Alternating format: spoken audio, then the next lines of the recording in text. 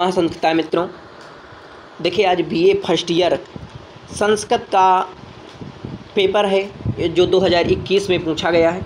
ठीक है, तो यानी 2021-22 आप रख लीजिए कि 2022 में ही पेपर हुआ है। ठीक है, तो ऐसे सब लिख ही देते हैं। तो ये हम आपको टाइपिंग नहीं किए हुए हैं क्योंकि ये आपका जो पेपर है वही पेपर हम लेकर आपके सामने जो है प्रस्तुत कर रहे हैं। तो ध्यानपूर्वक देख लीजिए कैसे जो प्रश्न आए हैं और किस प्रकार से। यहाँ पर आपको थोड़ा कि भाई ये तो आप जानते हैं कि भाई 75 नंबर का फर्स्ट पेपर होता है। यहाँ जो टाइम आपको देख रहे होंगे तो यहाँ 2 घंटा लिखा है। तो आप अपने जो भी गुरुजन हैं उनसे अगर पूछेंगे या जो आपके बड़े भाई उनसे पूछेंगे तो 2022 में आपका जो पेपर हुआ था वो जो है 2 घंटे का हुआ था क्योंकि कुछ सिलेबस कम हो गया था और शायद अब भी आपका सिलेबस कुछ कम है। तो जो भी सिलेबस है वो हम आपको बता ही दिए हैं। ठीक है, तो आपको यहाँ 2 घंटे जो है ध्यान रखना है। लेकिन 2023 में जो अब आपका पेपर होने वाला है तो आप ये 2 घंटा ना समझ लें, 3 घंटा का आपका पेपर होगा और 5 प्रश्न आपके होंगे क्योंकि जो जब 2 घंटा का हो रहा था तो 4 प्रश्न ही पूछे गए थे। ठीक है, तो ये भी आपको थोड़ा ध्यान रखना है। आइए इतना आप समझ गए। इसके बाद देखिए, सबसे पहले पेपर जब देंगे तो पहले आपको निर्देश पढ़ना है, सभी प्रश्नों के उत्तर दीजिए। इकाई 1 यानी फर्स्ट एवं सेकंड इसमें इसलिए रखा गया क्योंकि मैंने आपको बताया कि कुछ सिलेबस आपका कम था। ठीक है, तो अब देखिए इसमें क्या लिखा हुआ है। निम्नलिखित में से किन्हीं 2 श्लोकों का हिंदी अथवा अंग्रेजी में अनुवाद कीजिए। ठीक है, तो पहले देखिए आपको श्लोक पढ़ना है, एक बार श्लोक का मनन करना है, समझना है कि इसमें क्या बताया गया है और किस यानी अभिज्ञान शाकुंतलम में आपके जो 7 अंक हैं ये किस अंक से है। तो पहले देखिए आपको संदर्भ लिखना है। ठीक है, अब संदर्भ में आपको बता रहा हूँ किस प्रकार आप लिखेंगे संदर्भ। इसके बाद आप डाल देंगे प्रसंग, इसमें क्या बताया गया। ठीक है, इस प्रकार से आपको लिखना है ताकि आपके अच्छे नंबर आए। तो संदर्भ, प्रसंग और इसके बाद आपको जो है इसकी व्याख्या करेंगे। ठीक है, इसकी जो है व्याख्या में ये ध्यान देना आपको कि यहाँ पर आपसे अनुवाद पूछ रहा। ठीक है, अनुवाद का मतलब यही है कि आप में जो यही अर्थ बताया गया उसी अर्थ को आप लिखें और ये नहीं कि आपको कहीं दूसरा श्लोक आ रहा तो वही आप लिख दें। ठीक है, तो इस प्रकार से आपको नहीं, जो इसमें पूछा जा रहा है इसी का आपको अर्थ लिखना। ठीक है, तो आइए संदर्भ किस प्रकार लिखते हैं वो भी मैं आपको बता देता हूँ। तो देखिए संदर्भ भी मैं आपके लिए टाइप किया हूँ, इसके बाद हम आपको अर्थ बताएंगे और पूरा पेपर आपको हल कराएंगे। ठीक है, तो ध्यानपूर्वक समझ लीजिए। पहले संदर्भ के अभिज्ञान शाकुंतलम का ये संदर्भ है। ठीक है, देखिए पहले आपको संदर्भ हेडिंग डाल देना है, इसके बाद लिखेंगे देखिए प्रस्तुत श्लोक। यहाँ देखिए कुछ टाइपिंग में इधर उधर हो गए हो क्योंकि टाइपिंग में आप समझ सकते हैं, हिंदी टाइपिंग में थोड़ा गड़बड़ आ जाता है। ठीक है, तो मैं आपको जो बता रहा हूँ वो आवाज़ मेरी आपके पास जो आ रही है उसे ध्यान देना।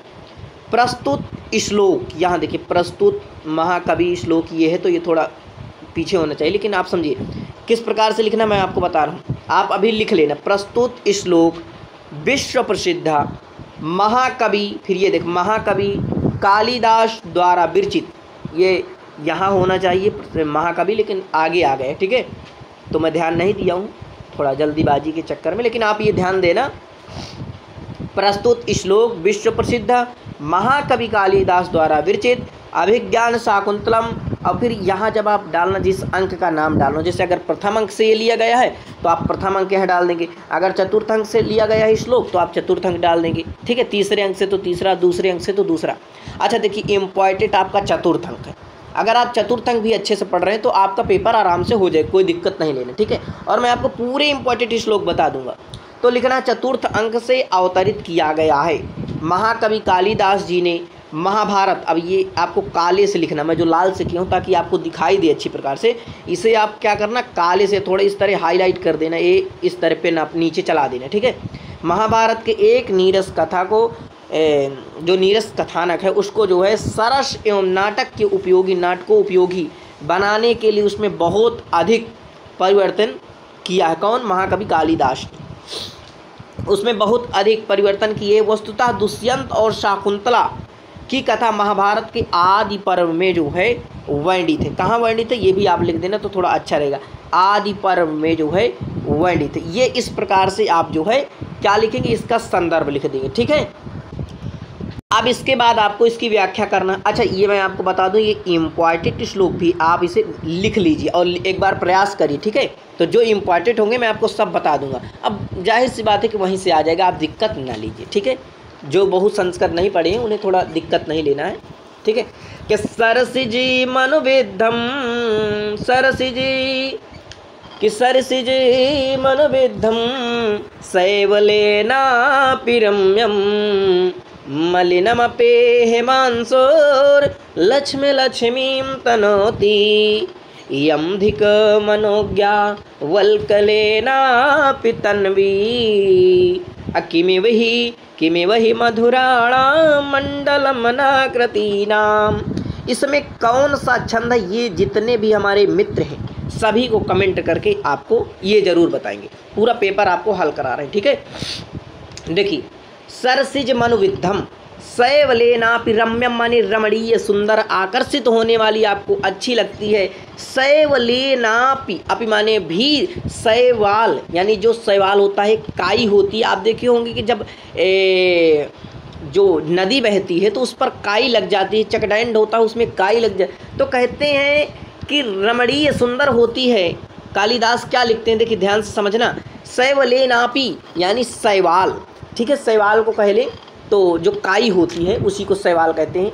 तो शैवाल से क्या, अनुविद्धम यानी बिंधी हुई, घिरी हुई, शैवाल से घिरी हुई, ठीक है। यानी काई से घिरा हुआ, क्या घिरा हुआ भाई, तो सरसिज, जो सर यानी तालाब पर जो उत्पन्न होता है यानी कमल, तो सरिज यानी कमल जो है।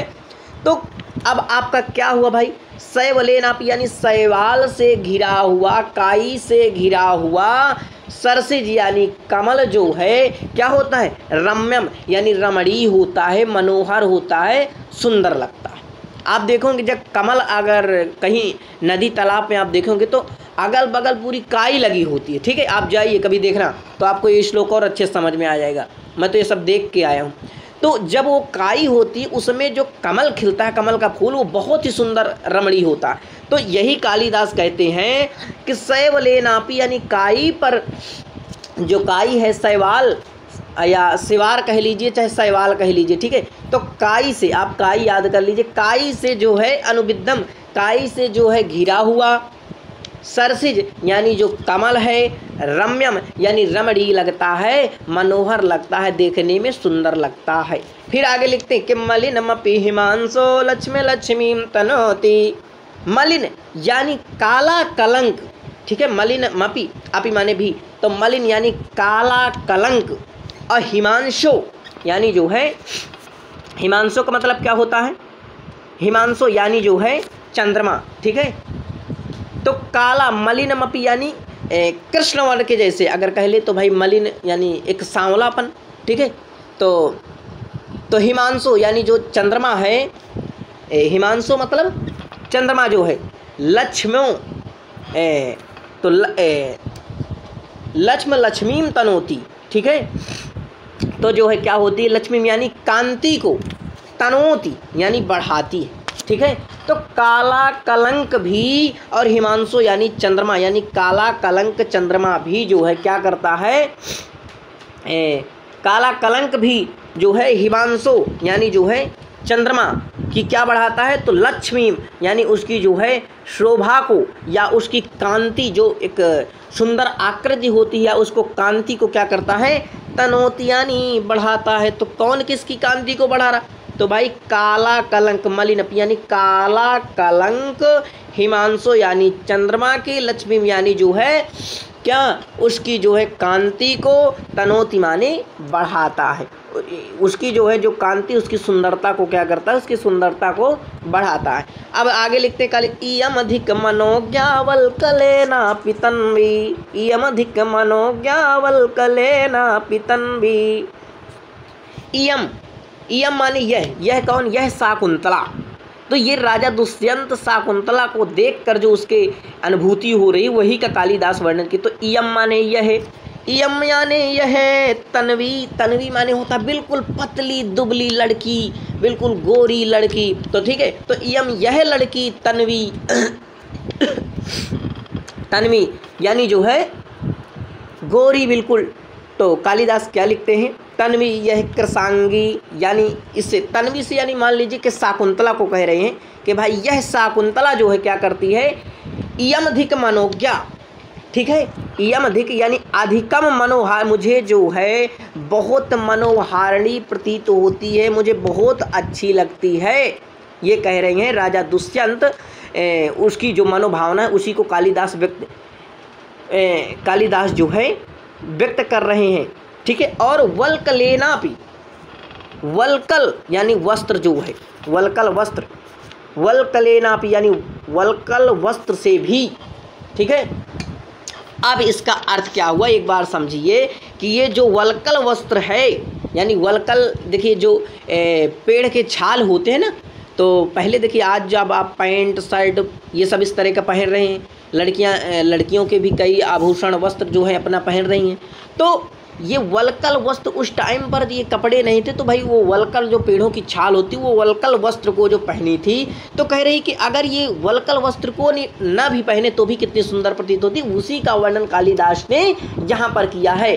कि अब देखिए जो वो कह रहा कि तन्वी, इयम, इयम यानी यह, और तन्वी यानी यह कृशांगी यानी यह शाकुंतला, वल्कलेनापि यानी वल्कल वस्त्रों से भी, यानी जो वल्कल अप माने भी, वल्कल वस्त्र से भी क्या करती है, इयमधिक मनोज्ञा, यह हमें जो है मनोहारिणी प्रतीत होती है, अति सुंदर प्रतीत होती, मुझे बहुत सुंदर लग रही है। अब कहते हैं किमिव हि मधुराणां मंडलम ना कृतीनाम, ठीक है। किमिव ही यानी किम वस्तु, यानी किमिव यानी कोई वस्तु, ठीक है। आकृतीनाम, किमिव हि मधुराणां मंडलम नाकृतीनाम, तो ये जो है ही माने यानी क्योंकि, या यह शाकुंतला मधुराणाम, मधुराणाम यानी जो है हमको, मधुराणाम यानी मनोज्ञाम, मुझे जो इसकी आकृति है, आकृतीनाम नाकृतीनाम वशु यानी इसकी जो आकृति है हमको, किमु यानी एक वस्तु, उसका जो है मंडलम, ठीक है, मंडलम का मतलब अलंकरण, ठीक है, अलंकरण। और फिर यहाँ से आकृति नाम हो जाएगा, ना को अलग कर देंगे तो ना आकृति नैव भवति, ठीक है। अब कह रहे हैं देखिए ध्यान समझिए, ही माने क्योंकि जो मधुराणाम है, जो इसकी सुंदर आकृति है, ठीक है, नाकृति नाम यानी आकृति जो इसकी मधुराणाम यानी जो मधुर, और आकृति इसकी जो मधुर आकृति है, या कह लें इसकी जो है मधुराणाम यानी जो इसकी मधुर यानी सुंदर आकृति, ठीक है, सुंदर आकृतियों के लिए जो है क्या होता है, तो किम्यू यानी किसी जो है, मंडलम ना माने नहीं, ठीक है, मंडलम, ठीक है, तो किसी जो है मंडलम यानी अलंकार या अलंकरण नहीं होती है, ठीक है। तो कह रहे हैं एक बार फिर से समझ लीजिए, ही माने क्योंकि जो है मधुराम यानी जो सुंदर आकृतियों के लिए जो है किम्यू यानी जो है वस्तु, सुंदर आकृतियों के लिए क्या वस्तु जो है अलंकार नहीं होती, सुंदर आकृतियों के लिए जो है वस्तु का अलंकार नहीं होती, यानी उसे जो है वस्तु की कोई आवश्यकता ही नहीं है। बात समझ पाए कि नहीं अभी, किमेव हि मधुराणाम मंडल यानी शाकुंतला इतनी सुंदर है कि उन्हें वस्त्रों की कोई आवश्यकता ही नहीं है, ठीक है। तो इस प्रकार से मैंने आपको संदर्भ भी बता दिया, मैंने आपको इसका अर्थ भी बता दिया, तो ये आप ध्यानपूर्वक अब आगे चलते हैं। देखिए मित्रों, अच्छा अब ये आपका जो दूसरे 2 श्लोक आपको करना है, ये श्लोक कभी नहीं आया है, ये जो श्लोक है ये आप पूरा पेपर मॉडल देखेंगे तो आपको ये कहीं नहीं मिलेंगे। मैं आपको इम्पॉर्टेंट, तो ये जो है 2022 में पूछ लिए गए हैं, तो इन पर अगर आप कहेंगे तो हम फिर से आपको अलग एक वीडियो बना देंगे, लेकिन ये श्लोक जो आपको इम्पोर्टेंट है मैं वही आपको 2 बता, ये वाला भी श्लोक ज़्यादा नहीं आया कभी, ठीक है। बाकी आप कहेंगे तो फिर से मैं इसका जो है लाइव आपको जब पेपर होगा फिर से मैं जो है आपको कुछ इम्पॉर्टेंट और ये जो है बता दूंगा। अच्छा ये आपका चतुर्थ अंक से श्लोक है, तो वहाँ ये आपको इम्पॉर्टेंट है, ठीक है, ये वाला श्लोक आपको इम्पॉर्टेंट है। तो ज़्यादा देर ना करते हुए ध्यानपूर्वक समझते चलिए। क्योंकि हमें पूरा पेपर हल करना है आराम से। और आप एक बार हल करके प्रयास करिए कि विचिन्तयन्ति यमन्न मानसा तपोधनम वेत्सि न मामुपस्थितम् स्मरिष्यति त्वां न सबोधितोऽपि सन् अकथां प्रमत्तः। देखिए यहाँ थोड़ा जो प्रयत्तः, ठीक है, यहाँ प्रमत्तः यानी माँ होना चाहिए। तो यहाँ जिस प्रकार से पेपर आपका मिला है उसी प्रकार का हम यहाँ कोई टाइपिंग नहीं किए हो कि भाई हमसे कुछ गलत हुआ। तो आप ये श्लोक देख सकते हैं, प्रमत्तः है, ठीक है। कथां प्रमत्तः प्रथमं कृतायु। देखिए विचिन्तयन्ति यमन, या तुम जिसका वो कर रही हो, चिंतन कर रही हो, विचिन्तयन्ति जिसका, यानी दुर्वासा ऋषि आते हैं भाई। चतुर्थ अंक में आप देखेंगे ये चतुर्थ अंक का पहला श्लोक है, ठीक है, चतुर्थ अंक का ये पहला श्लोक है। तो भाई दुर्वासा ऋषि आते तो शाकुंतला क्या करते हैं कि राजा दुष्यंत का, जो अब 12 में पढ़े होंगे तो उन्हें तो थोड़ा बहुत पता ही होगा। तो वो राजा दुष्यंत के प्यार करती है राजा दुष्यंत से। अब भाई राजा दुष्यंत जब चले जाते हैं तो उसके चिंतन पर बैठी होती है। अब अपने पति की चिंतन पर यहाँ शाकुंतला बैठी खोई होती। इस प्रकार से लीन हो जाइए आप भी पढ़ने का कि आपके बगल से कोई निकले आपको पता ना चले। तो भाई अब ये आए अपना दुर्वासा ऋषि, तो अय अहम भो, मैं आया हूँ, मैं एक अतिथि हूँ यहाँ पर, यानी कि मैं आया हूँ। ये एक संक्षिप्त बोलचाल का वाक्य है। ऐसा लोग कहते हैं भैया हम आए हैं, बाहर कोई है घर में, ऐसा बोलते हैं ना।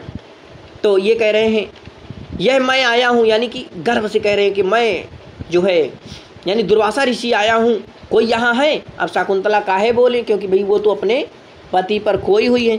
तो विचिन्तयन्ति यमन्न मानसा तपोधनम वेत्सि न मामुपस्थिति। यमन्न मानसा यानी एकाग्रचित यम जनः, ठीक है। यमन्न मानसा यानी जिसका तुम एकाग्रचित होकर चिंतन कर रही हो। विचिन्तयन्ति, ठीक है, विचिन्तयन्ति यानी जिसका तुम ध्यान कर रही हो एकाग्रचित होकर। अब किसका ध्यान कर रही भाई, तो दुष्यंत का जो है ध्यान कर रही। अरे वो कह रहे हैं अरे अनन्य हृदय वाली, जिसका तुम चिंतन करती हो, जिसको तुम सोच रही, जिसको तुम्हारा चिंतन कर रही हो, मनन कर रही हो, और मैं उपस्थित हूँ। और क्या है, तपोधनम वेत्सि न माम उपस्थितम। माम माने मैं, ठीक है, मेरे उपस्थित होते हुए मुझ तपस्वी को तुम जो है क्या करती हो, देख नहीं रही हो। ये कह रहे हैं दुर्वासा ऋषि, ठीक है, मुझे देख नहीं रही हो। वो कह रहे स्मरिष्यति त्वां न सबोधितोऽपि सन् अकथां प्रमत्ता प्रथमं कृतायु। तो वो क्या करेगा, सह माने वह, यानी राजा दुष्यंत, बोधितोऽपि सन् यानी बोधित करने पर, और स्मरिष्यति त्वां माने तुम्हारे, स्मरिश यानी तुम्हारे जो है याद दिलाने पर, तुम्हारे स्मरण कराने पर भी तुझको क्या करेगा, याद नहीं करेगा, तुझको जो है वो भूल जाएगा। अब कहते हैं किस प्रकार भूल जाएगा, कथां प्रमत्तः प्रथमं कृतायु। जैसे एक उन्मत्त व्यक्ति पहले कही हुई बात को स्मरण नहीं करता, भूल जाता है। यानी प्रमत्तः मतलब देखिए, अगर आप सिंपल सा ये समझ लीजिए, कोई दारू पीने वाला व्यक्ति है और उसे दारू खूब चढ़ी है, या भांग पीने वाला है, होली में पिया होगा तो खूब पिया भाई, अच्छी प्रकार से चढ़ गई। अब वो उसके तुम मार भी दोगे तो उसे ध्यान नहीं रहेगा कि मुझे कौन मारा, कोई लड़का था, कोई बच्चा था, ये तो इस प्रकार का वो प्रमत्तः होता है। प्रमत्तः का मतलब आप समझ गए, प्रमत्तः क्या है, यानी कोई एक शराबी व्यक्ति है तो वो अपनी पिछली बातों को भूल जाता कि मेरे साथ क्या हुआ, मुझे किस नाली में गिराया गया। इसी प्रकार राजा दुष्यंत भी, तो यहाँ पर राजा दुष्यंत की उपमा दे दी गई प्रमत्तः से कि भाई एक जैसे शराबी व्यक्ति है उसी प्रकार से वो भी तुमको जो है शराब की तरह ही भूल जाएगा। ये कह रहे हैं दुर्वासा, ठीक है, ये आप नोट कर लेना। अच्छा, अब आगे चलते हैं मित्रों, ये आपका दूसरा नंबर है। अरे भाई थोड़ा मैं और जूम कर देता हूँ ताकि आप पूरा पेपर देख लें। प्रश्न नंबर दूसरा, ठीक है, इस प्रकार से आप वहाँ लिख देंगे। आइए इधर देखते हैं, थोड़ा टाइम ज़्यादा ना लगे इसलिए मैं थोड़ा आपको कुछ चीज़ें बता दूँगा। देखिए निम्नलिखित में से श्लोक की संदर्भ सहित व्याख्या जो है संस्कृत में कीजिए। तो ये आपका जैसे तावश्मि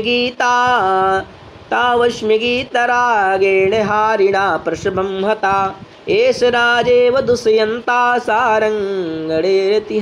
देखिए इसमें क्या करना है, संस्कृत की व्याख्या के लिए अगर आप कहें तो मैं आपको एक अलग से वीडियो इनका जो है डाल दूं कि भाई संस्कृत व्याख्या संस्कृत संदर्भ, क्योंकि अभी मैं संस्कृत का संदर्भ नहीं आपके लिए लिखा तो क्या मतलब है।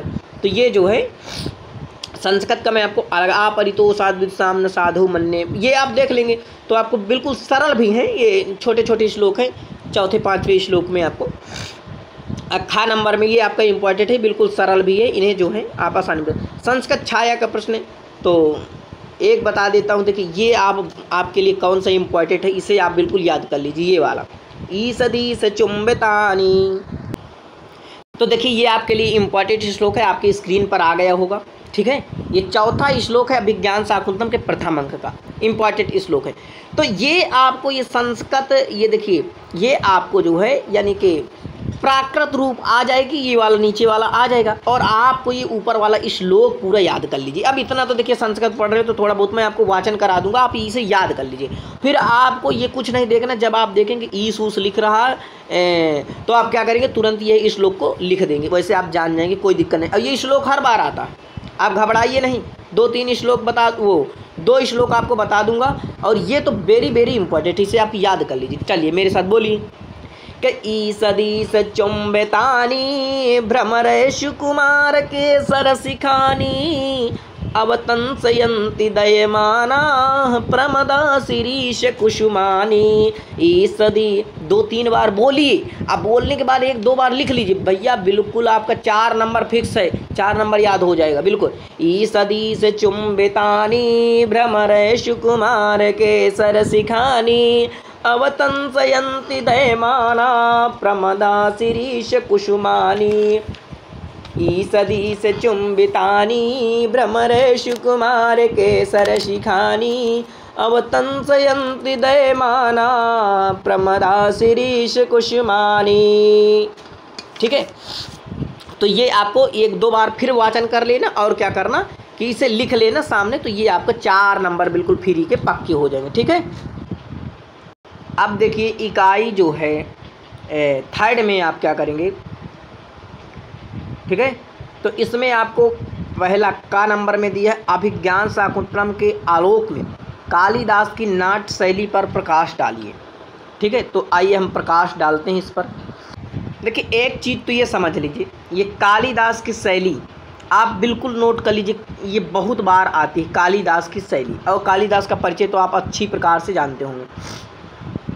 इस पर मैं आपको कुछ चीज़ें नहीं बताऊंगा, ध्यानपूर्वक जो मैं बातें बता रहा हूँ बता देना है। कालिदास संस्कृत साहित्य के सर्वश्रेष्ठ कवि हैं। ठीक है, कालिदास उनकी जो सरल भाषा है, परिष्कृत भाषा है, प्रसाद गुण से युक्त उनकी जो है शैली है, ये उनकी शैली की विशेषताएं हैं। कालिदास बताना है मुख्यतः जो है वैदर्भी रीति का प्रयोग करते हैं, और वैदर्भी रीति का अर्थ होता है, जो वैदर्भी रीति है, वैदर्भी रीति के कालिदास क्या हैं, सर्वश्रेष्ठ कवि माने जाते हैं। वैदर्भी रीति की मुख्य विशेषता क्या है कि वैदर्भी रीति में आपको मधुर शब्द, ललित रचना और समासों का सर्वथा अभाव, ठीक है, यानी थोड़े समासयुक्त पदों का होना, ये जो है क्या है वैदर्भी रीति की विशेषता। इस प्रकार से आपको कालिदास की शैली यानी जो है पर लिख देना है। अब ये मैं आपको जैसे भाषा हेडिंग लिख लीजिए, भाषा, भाव अभिव्यक्ति, रस, कालिदास मूलतः श्रृंगार, इतना लिखना है पहले आपको। बाकी फिर ये देखिए आप जानते हैं संयोग के 2 भेद होते हैं, संभोग और जो है विप्रलंब। भाव अभिव्यक्ति लिख देंगे। भाषा में कालिदास की विशेषता यह है कि सदा रसानुकूल होती है, सबको प्रिय लगने वाली होती है। ठीक है, और गुण रीति कालिदास रस सिद्ध कवि, उनकी लोकप्रियता का प्रधान कारण जो है क्या है, उनकी जो है, अरे भाई किधर चला गया, चलिए इधर आ गया, प्रधान कारण है उनकी प्रसाद, ललित और परिष्कृत शैली। यही वैदर्भी रीति में ये मधुर शब्द, ललित रचना, ये जो है चाहे तो आप इसका स्क्रीनशॉट ले लीजिए, ठीक है, क्योंकि ये मैं ऑलरेडी, अगर आप देखना चाहते हैं कालिदास की शैली, तो मेरे यूट्यूब चैनल का नाम और आप जो है डालेंगे तो आपको कालिदास की शैली मिल जाएगी। अच्छा, अगर आप अभिज्ञान शाकुंतलम कपिल देव द्विवेदी की खरीदें तो आपको 76 नंबर पेज नंबर खोलना है, उस पर आपको कालिदास की शैली मिल जाएगी। ठीक है, तो वहाँ से भी आप पढ़ सकते हैं। बाकी हमारे यूट्यूब चैनल पर ऑलरेडी ये पढ़ी हुई, तो ये देखिए इस प्रकार से आपको लिख देना, इसमें बताने लायक कुछ चीज़ नहीं है, मैं आपको स्क्रीन पर लगा दूँ तो आप जो है नोट कर लेना। ठीक, अब देखिए ख नंबर में निम्नलिखित नाट्य शास्त्रीय परिभाषिक शब्दों की किन्हीं दो, अच्छा यहाँ पर दो है, दो का टिप्पणी लिखिए। तो ये आपके लिए 3 बहुत ही इंपॉर्टेंट है, 2 की मैं आपको टिप्पणी बता भी रहा हूँ, नांदी सूत्रधार किस प्रकार लिखेंगे। ठीक है, लेकिन आपको क्योंकि 2 ही करना है, क्योंकि टाइम भी आपका देखना है। ठीक है, तो आइए, तो देखिए नांदी और सूत्रधार को समझ लेते हैं। नांदी और सूत्र, पहले नांदी समझ लेते हैं। अगर ये आपको श्लोक याद हो जाए तो आप लिख सकते हैं, नहीं याद है तो कोई बात नहीं है। नांदी का अर्थ क्या होता है? यानी आह्लादित करने वाला, जो हमें प्रसन्नता देने वाला, खुशी देने वाला। ठीक है, जो नंदित करने वाला, जो हमको आनंदित करता है, उसी को नांदी कहते हैं। नांदी का मतलब पता चल गया, जो हमको आनंदित करता है उसी को नांदी करते हैं।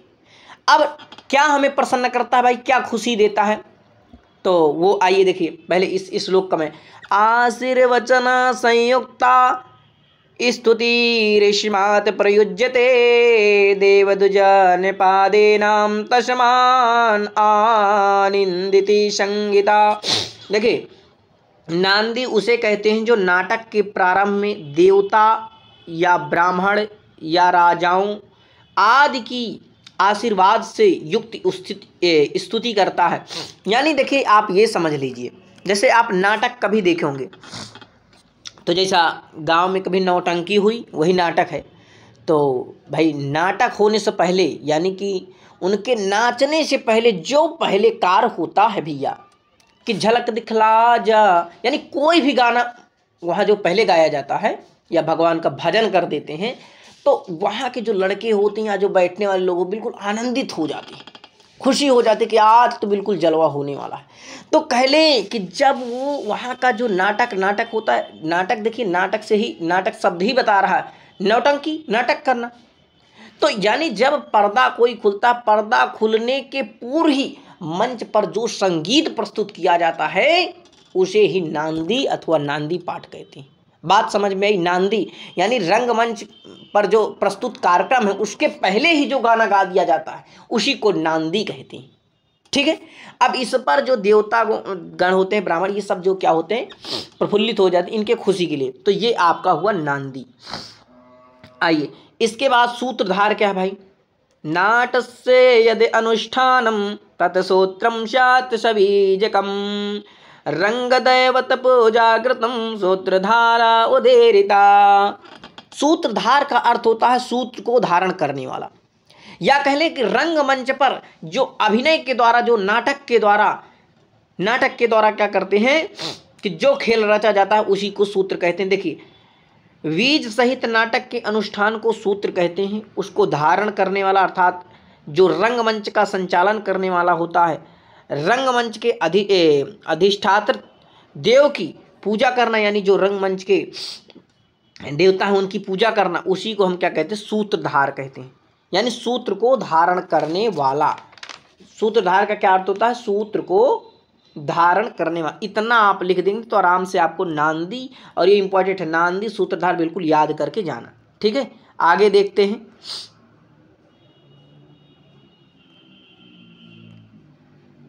अब देखिए आपको लिखना है चौथा जो प्रश्न है, निम्नलिखित अलंकारों में से किन्हीं का 2 का लक्षण एवं उदाहरण सहित समझाइए।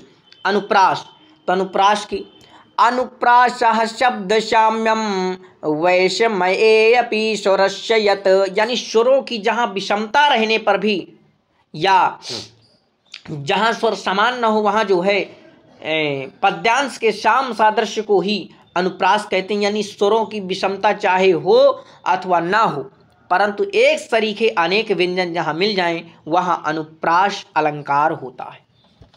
अनुप्रास अलंकार, अनुप्रास अलंकार का जैसे आप पढ़े होंगे 12 में, कावेरी वारी पावनः पवनः। तो आप ये अनुप्रास अलंकार का उदाहरण देख लेना। आपके लता गुंजम गुंजन माधवदले पुंजामा चापलयन, जो आपको मिली छंदो अलंकार सौरभम, तो उसका उदाहरण आप देखेंगे कि लता गुंजम गुंजन माधवदले पुंजामा चापलयन शमालिंगम नंगम रोतधरमनंगम च प्रबलयन मरुन्मन्दं मन्दं दलितमरविन्दामतारलयन् रजोवृन्दं विन्दन् कीरतिमकरन्दमदेशे देशे। तो आप वहाँ से पढ़ सकते हैं। इसके बाद श्लेष या रूपक, तो देखिए अलंकार भी मैं आपको महत्वपूर्ण बता देता हूँ। अनुप्रास अलंकार, यमक अलंकार, श्लेष अलंकार, 3 अलंकार बहुत ही महत्वपूर्ण है, आपको नोट कर लेना, ठीक है। उपमा अलंकार भी आप पढ़ सकती हैं। 4 अलंकार का आप नोट्स बना लीजिए, ठीक है, आपको कोई दिक्कत नहीं हो। इसके बाद देखिए भाई आ रहा है आपका उपेंद्र वज्जा, उपजाति, वंशस्थ या अनुष्टुप। तो इनको मैं आपको दिखा रहा हूँ स्क्रीन पर। अनुष्टुप छंद, देखिए पहले आपको परिचय लिखना है। अनुष्टुप छंद के प्रत्येक चरण में 8 अक्षर होते हैं, चारों चरण में कुल मिलाकर, यानी 8 चौक 32। भाई 4 चरण होते हैं तो 8 एक चरण में हो गए, तो 8 गुणे 4 कर देंगे तो पूरा 32 हो जाएगी। इतना तो गणित आपको अच्छी प्रकार आती है। थोड़ा देखिए खांसी मुझे है, लेकिन आवाज़ जरूर आपके पास आ रही है। देखिए कि श्लोके षष्ठम गुरुगेयम सर्वत्र लघु पंचमम द्वे चतुष्पादयो ह्रस्वम सप्तम दीर्घः मन्नयो। श्लोक जिस छंद के चारों चरणों में 5वां वर्ण जो है लघु और 6वां वर्ण गुरु हो, ये देखिए षष्ठम गुरुगेयम, ठीक है, सर्वत्र लघु यानी जो है, और जो है 5वां वर्ण लघु हो। और देखिए ये गुरु यानी दीर्घ हो, गुरु को दीर्घ, पहले और तीसरे चरण में 7वां वर्ण गुरु हो तथा दूसरे और चौथे चरण में 7वां अक्षर लघु हो, उस छंद को अनुष्टुप छंद कहते हैं। अनुष्टुप छंद को पद्य या श्लोक भी कहते हैं। ये आपको कई एग्जामों में पूछा जाता है। अब देखिए वो जो आपको मैं बता रहा था, इसे इस प्रकार से वहाँ आपको दर्शाना पड़ेगी ये तालिका कि भाई ये 5वां 6वां 7वां यहाँ पर कौन सा लघु है कौन सा गुरु है। अगर आपके समझ में ये नहीं तालिका आ रही तो एक बार आप जरूर कमेंट करिए, मैं आपको फिर से। और फिर यहाँ पर देखिए स्पष्टीकरण इस प्रकार देना। अनुष्टुप छंद के प्रत्येक चरण पर पाद में यानी कुल 8 वर्ण होते हैं। 5वें 6वें वर्ण पर 7वें अक्षर के लिए लघु गुरु का निर्देश किया गया। शेष अक्षरों के लिए कोई नियम नहीं, चाहे वे गुरु या लघु हों। आप देखिए इसका मैं आपको वो बता देता हूँ उदाहरण, कई उदाहरण जो भी आपको सरल लगे उसी को देखिए कि माता शत्रु पिता वैरी ये न बालो न पाठिता न शोभते सभा मध्ये हंस मध्ये बको यथा। माता शत्रु पिता वैरी ये न बालो न पाठिता न शोभते सभा मध्ये हंस मध्ये बको यथा। तो ये आप जो है ये एक याद कर लेना, कोई दिक्कत नहीं। इंद्रव्रजा आपको बताना ही नहीं है। इंद्रव्रजा अभी देखो, अगर आप कहेंगे अब उपेंद्र व्रजा हो गए तो उपेंद्र व्रजा को समझ लेते हैं, क्योंकि 2 छंद मैं आपको बताऊंगा। उपेंद्र व्रजा के प्रत्येक चरण पर 11 अक्षर होते हैं, यानी उसमें भी, और इस प्रकार से चारों चरणों में कुल जो है गिर चौक 44 अक्षर होते हैं, ठीक है। अब आपको लक्षण जरूर लिख देना है वहाँ पर कि उपेंद्र वज्रा जत जास्त गो, अगर याद रहे तो उतना भी। अब देखिए ये उपेंद्र वज्जा, उपेंद्र वज्जा का मतलब उपेंद्र वज्जा जत जाह यानी जगड़ तगड़ जगड़, जा से जगड़, ता से तगड़, फिर जा है तो जगड़, ततः यानी तदंतर उसके बाद, गौ यानी गुरु, 2 गुरु, ठीक है। जिस छंद के प्रत्येक चरण में जगड़ तगड़ जगड़ और 2 गुरु वर्ण आए उसे उपेंद्र वज्जा छंद कहते हैं। पदांत या चरणांत में यति विराम होगा। अब ये मैं आपको बता देता हूँ, ये आप पढ़ सकते हैं, लेकिन आपको उदाहरण मैं आपको याद करा देता हूँ। त्वमेव माता च पिता त्वमेव तुम्हें हो बंधो च सखा तुम्हें हो वेद्या द्रविड़म तुम्हें हो सर्वम मम देवो देवा। तो इस प्रकार से आप इसे याद करके इसका स्पष्टीकरण यहाँ पर लिखा हुआ है, आप देख लीजिए। तो मैं आशा करता हूँ मित्रों को आपकी जो भी समझ में नहीं आ रहा था वो मैं समझाने का प्रयास किया। और अगर आपको मेरी मेहनत का कुछ फल देना है तो आप जो भी आपके मित्र हैं पढ़ने वाले हैं साथ के, तो उनको जो भी आप बता देना। और लाइक शेयर सब्सक्राइब के लिए मैं नहीं कहता, आप जो है बस संस्कृत को बढ़ाइए, संस्कृत को आगे फैलाइए, ठीक है। और अगर आप जो भी आपके कुछ समझ में नहीं आए तो आप कमेंट करिए, और जो आपका सेकंड पेपर है वो भी हम आपको करा देंगे, हिंदी का कहेंगे, और जो भी आपके विषय हैं उनको भी मैं आपका पेपर डाल दूंगा, तो आप ज़रूर देख लें, ठीक है। नमः संस्कृता मित्रों, ज़रूर इस वीडियो को शेयर करना अपने मित्रों तक, ज़रूर जो भी आपसे कांटेक्ट पर मित्र हैं, जो भी जितने भी मित्र हैं संस्कृत वाले, उनके पास ज़रूर भेजना, ठीक है। नमः संस्कृता।